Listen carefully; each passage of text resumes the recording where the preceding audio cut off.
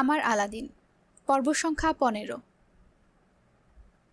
রাস্তা ধরে গাড়ি এগিয়ে যাচ্ছে। ড্রাইভারের পাশের সিটে বসে আছে সুগন্ধা, পেছনের সিটে ইরাম, তার কোলে ইজান চুপটি করে বসে নিজের হাতে ধরা একটা ছোট্ট খেলনা দিয়ে খেলছে। প্রায় অনেকটা পথই গাড়ি চলল নিঃশব্দে। তারপর হঠাৎ মুখ খুলল সুগন্ধা। আপনি কিছু মনে করেন না আপা, আসলে বড় সাহেব লোকটা একটু অমনি। ইরাম ছেলের উপর থেকে চোখ সরিয়ে সুগন্ধাকে দেখল। ঠোঁটে অতি মৃদু হাসি মেখে বলল, মনে করার মতো কোনো কাজ তো খালু করেনি। তবে আমি ফাঁকা বলিতে বিশ্বাস নই। প্রতিবাদ হওয়া উচিত কাজের মাধ্যমে। পরক্ষণে কথা ঘুরিয়ে ফেলল সে। শুধালো, কিছু মনে করো না সুগন্ধা। খালামণিকে সরাসরি জিজ্ঞেস করতে অস্বস্তি হচ্ছিল বলে তোমায় করছি। বাই এনি চান্স খালুর সঙ্গে কি খালামণির কোনো ঝামেলা হয়েছে? সুগন্ধা প্রশ্ন শুনে চুপ করে রইল কিছুক্ষণ। তারপর লুকিং গ্লাসের দিকে তাকিয়ে ইরামের সঙ্গে দৃষ্টি মিলিয়ে জানালো, আপনি বাড়ির মানুষ, আজকে নইলে কালকে এমনিও জানবেন। সত্যি কথা হইল গিয়া, আম্মাজান আর বড় সাহেবের সম্পর্কটা 2 বছর ধইরা ঢিলা দিয়া চলতেছে। আমি অত বেশি কিছু জানি না, কখনো একবারে আর জিজ্ঞেস করতে চাই নাই। কিন্তু 1 বছর হইল বড় সাহেব বাড়িতে থাকেন না, আলাদা থাকেন, ব্যবসার কাজে এদিক সেদিক, সেপারেশন টাইপ। কেন কি এত কিছু ঘাটায় নাই। ভাইজান সারিকা আপাও কখনো এই বিষয় নিয়ে কথা বলতে ইচ্ছুক নয়। ব্যাপারটা ধোঁয়াশা। ইরাম সব শুনে মাথা দুলালো, পাল্টা প্রশ্ন করল না।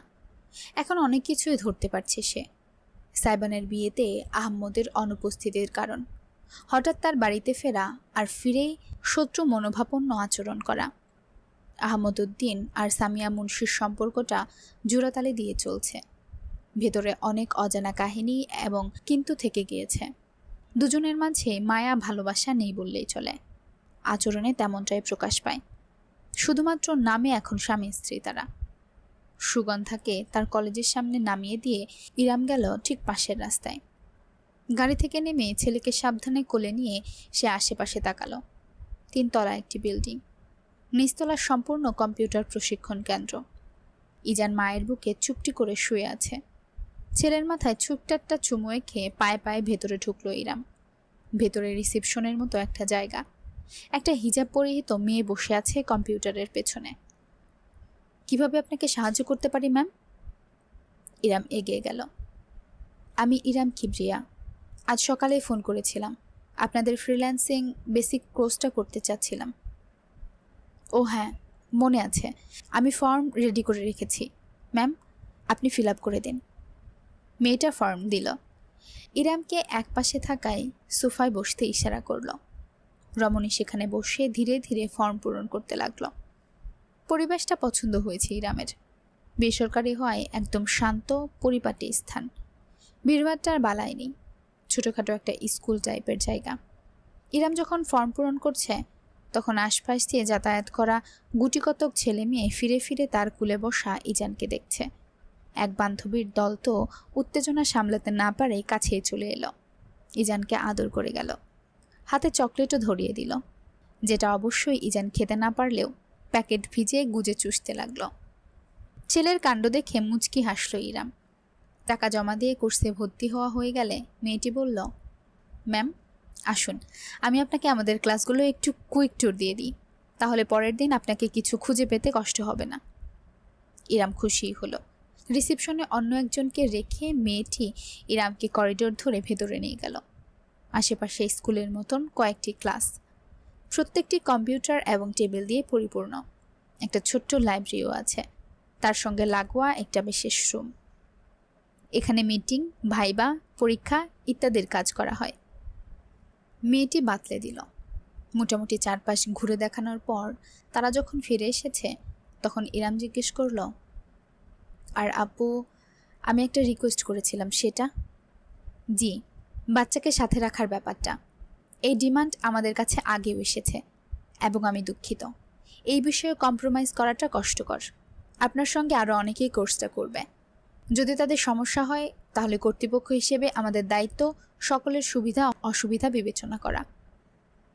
ইরামের চেহারা ঝুলে পড়ল। ও আচ্ছা। মেয়েটি থেমে জানালো, তবে মানবিক দায়িত্বকোণ থেকে বিষয়টা বিবেচনা করা হচ্ছে, কারণ আপনার মতো আরও অনেকেই আছে, কিংবা ভবিষ্যতেও আসতে পারে। আপনার বাচ্চা যদি অন্য কারো সমস্যার কোনো কারণ না হয়, তবে সেক্ষেত্রে বিশেষ বিবেচনায় কিছু ক্ষেত্রে উপস্থিতি রাখা যাবে। বাকিটা কর্তৃপক্ষের ফাইনাল সিদ্ধান্তের উপর নির্ভর করছে। সরি, আমি এর বেশি আর কোনো সাহায্য আপনাকে করতে পারছি না ম্যাম। এবার সামান্য হাসল ইরাম।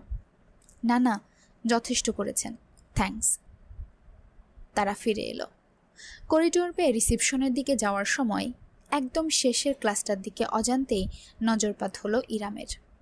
বেশ কয়েকজন ছেলে মেয়ে কম্পিউটারের সামনে বসে আছে, আর একদম সামনে ডায়াসারের উপর দাঁড়িয়ে ডিজিটাল বোর্ডে কিছু একটা বুঝিয়ে যাচ্ছেন শিক্ষক।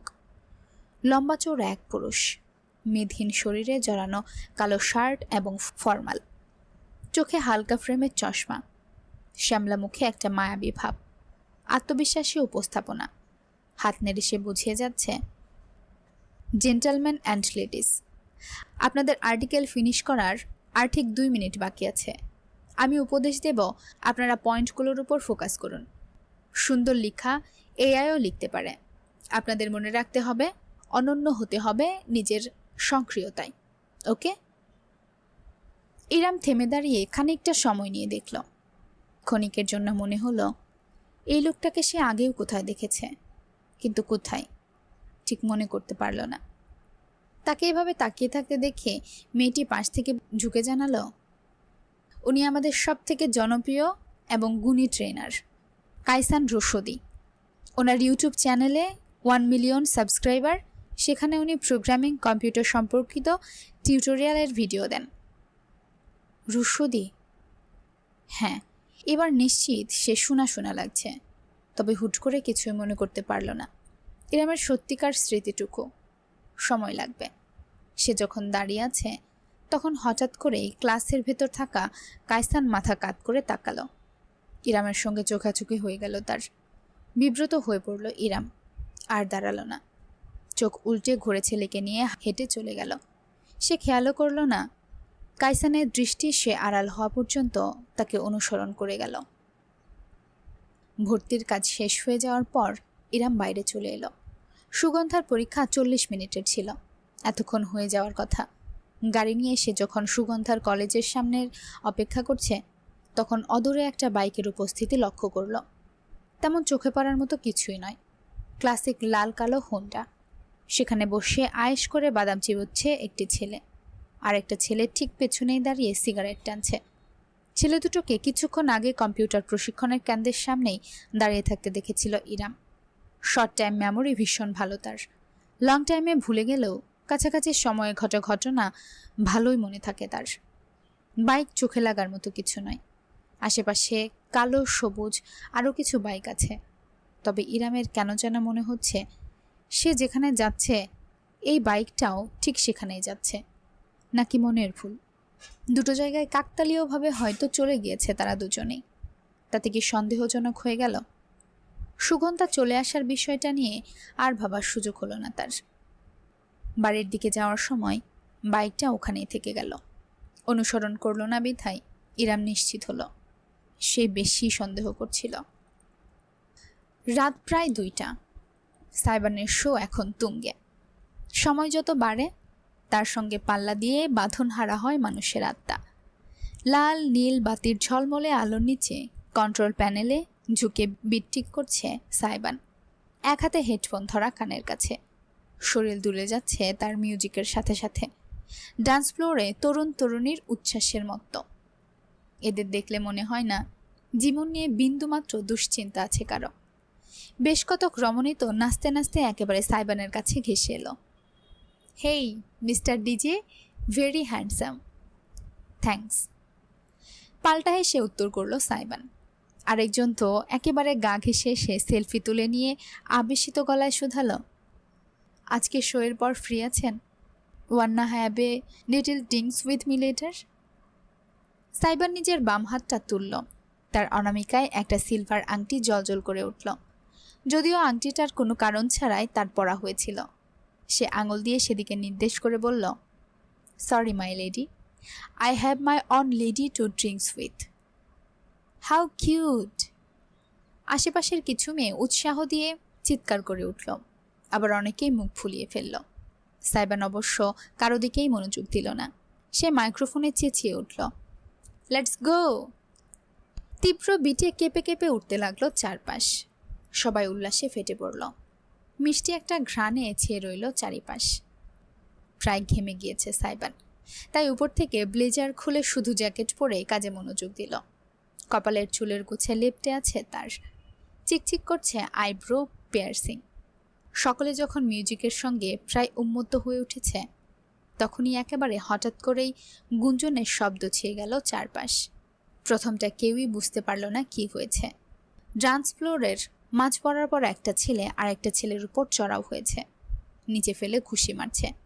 আধারে খেলায় বিষয়টা স্পষ্ট নয়। সাইবান ভ্রু কুচকে তাকালো। মিউজিকের ভলিউম কমিয়ে নিয়ে হাত তুলে টিমকে ইশারা করল। লাল নীল ডিসলাইট নিভিয়ে উজ্জ্বল বাতি জ্বলে উঠল মুহূর্তেই। সবাই ছড়িয়ে ছিটিয়ে গেল। মারামারি হচ্ছে দুজন ছেলের মাঝে। সাইবান একটি দীর্ঘশ্বাস ফেলল। নতুন কিছু নয়, অ্যালকোহলের প্রভাবে হরহামেশায় শোয়ের মাঝে এমন অদ্ভুত কাণ্ডের মোকাবেলা করতে হয় তাকে। তুই আমার ওয়ালেট নিয়েছিস। আরে, আমার বাপকে চিনিস তুই? তোর মতো 14টা পিচকে কিনে ফেলতে পারবে অনায়াসে, আর আমি নাকি তোর ওয়ালেট নিব? ক্রেজি! তাহলে আমার ওয়ালেট কোথায়, চোর কোথাকার? সিকিউরিটি ভিড় ঠেলে এগোতে এগোতে সাইবান এগিয়ে গেল। একটা মেয়ের গায়ে মোক্ষম ধাক্কা লেগেছে দুজনের মারামারির কারণে। মেয়েটাকে ধরে সে আস্তে করে পিছিয়ে নিরাপদ দূরত্বে রেখে দুটো ছেলের মাঝখান বরাবর দাঁড়ালো। ওকে নাও বয়েজ, স্টপ ইট। দুজনেরই বাপের অনেক টাকা, না হলে এখানে ফুর্তি করতে আসতে না। সো চিল। ছেলে দুজন থতমত খেয়ে একে অপরের দিকে তাকালো। তারপর সাইবানকে দেখল। আপনি মাঝখানে বাদ সেচ্ছেন কেন? বিষয়টা টাকার নয়, বিষয় হলো বেয়াদবির। ওই শালা, তুই আমার ওয়ালেট নিলি কোন সাহসে? কতবার বলেছি নিইনি, আর শালা বলছিস কাকে? মাদার চোদ! যা, এবার আমিই নিয়েছি তোর ওয়ালেট। কার কি বাল ছিড়বি, ছিঁড়ে দেখা দেখি। দুজন দুজনের দিকে আরবারও তেড়ে গেল। মাঝখানে সাইবান স্যান্ডউইচ হয়ে গেল। একেবারে যাচ্ছে তাই অবস্থা। সিকিউরিটি এসে ঘিরে ফেলল। দুজনকে একে অপরের কাছ থেকে ছাড়াতে চেষ্টা করল। অন্যেরা চেঁচিয়ে বলছে, বাইরে বাইরে ফেলান দুটোকে, বদমাইশ! Yes, just throw them out please. পুরো মজাটাই মাটি করে দিচ্ছে। এই চরম বিশৃঙ্খলার মাঝেও সাইবানের পকেটে থাকা ফোন প্রাইভেট করে উঠল। জীবনে এই ফোন সে রিসিভ করবে না। ফোন পুরোপুরি সুইচ অন করতে ভুলে গিয়েছে, তাই ফোন কেটে বন্ধ করার জন্য ফোন তুলতেই থমকে গেল সে। সিকিউরিটি চেঁচিয়ে তাকে কিছু বলছিল, তারপরে সকলের উদ্দেশ্যে রীতিমতো গলা ফাটিয়ে হুঙ্কার দিল, everyone shut the fuck up right now. কেউ যদি আগামী 2 মিনিটের মধ্যে একটা টু শব্দ করেছ তো পার্সোনালি তার ভোকাল কার্ডের ক্ষমতা দেখে নেব আমি। তার কণ্ঠস্বরে অদ্ভুতরা একটা জাদুকরী ক্ষমতা ছিল বোধহয়। সিকিউরিটি, চিৎকার চেঁচামেচি করতে থাকা মানুষ, এমনকি ঝগড়া করা ছেলে দুটো অবধি জমে গেল। সাইবান সকলের মাঝখানে দাঁড়িয়ে ফোন রিসিভ করল। ইয়াস মাই প্রেশিয়াস। তার কণ্ঠস্বর এতটা নরম হয়ে উঠল যে আশেপাশের কেউই কোনো তালমিতাল না পেয়ে ড্যাব ড্যাব করে তাকিয়ে রইল শুধু। ফোনের ওপাশ থেকে ভেসে এলো ইরামের কণ্ঠস্বর। শো শেষ হয়নি? এই তো শেষের পথে। আপনি ঘুমাননি এখনো?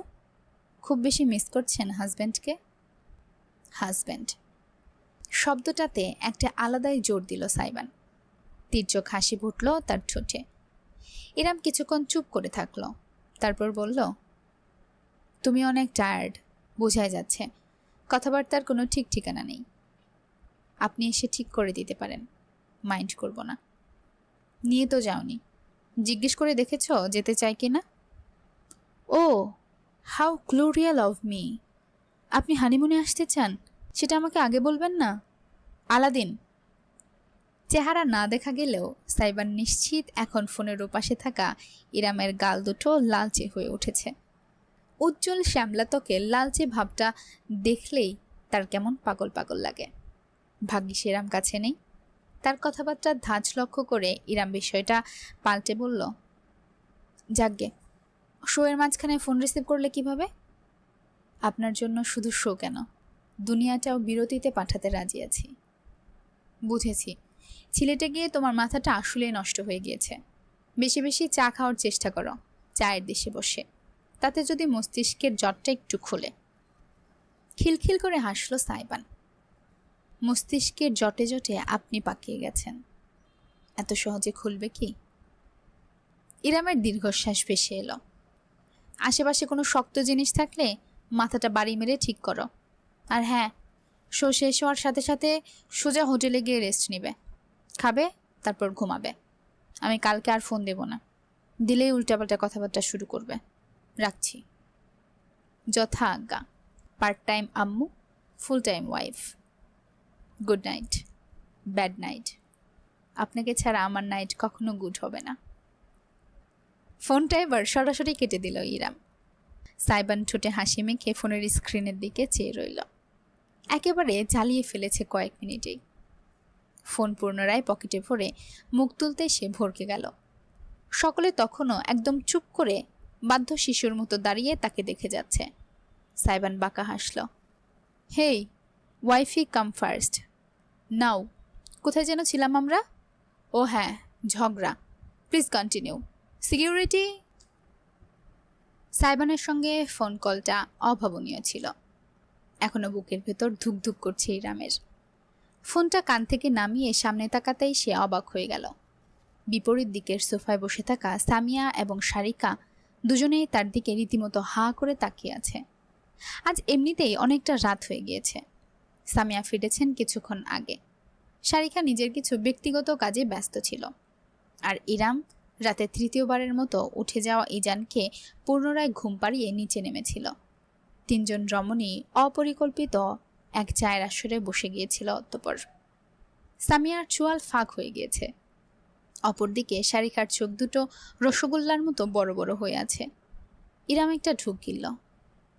কি ব্যাপার, তোমরা এভাবে তাকিয়ে আছো কেন?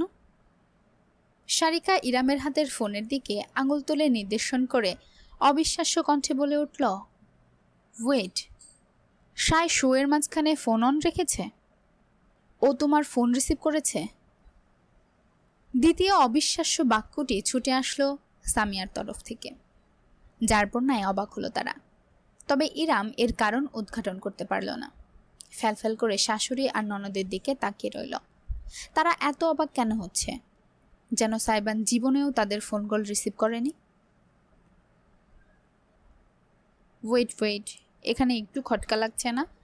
কজ আমরা ফার্স্টে যখন আলাদিনের এন্ট্রি পেয়েছিলাম তখনও তো সে সামিয়ার ফোন কলে কথা বলতেছিল, রাইট?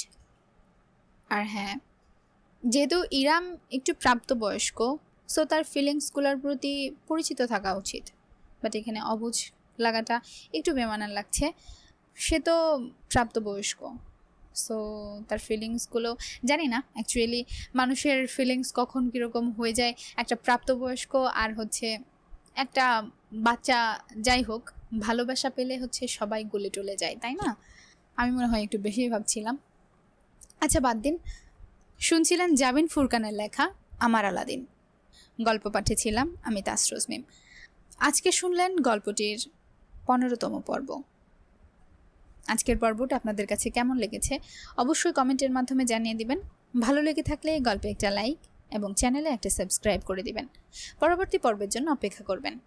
পরবর্তী পর্ব খুব শীঘ্রই নিয়ে হাজির হব। ততক্ষণে চোখ রাখুন স্টোরি বাই তাসরোজ চ্যানেলে। ধন্যবাদ।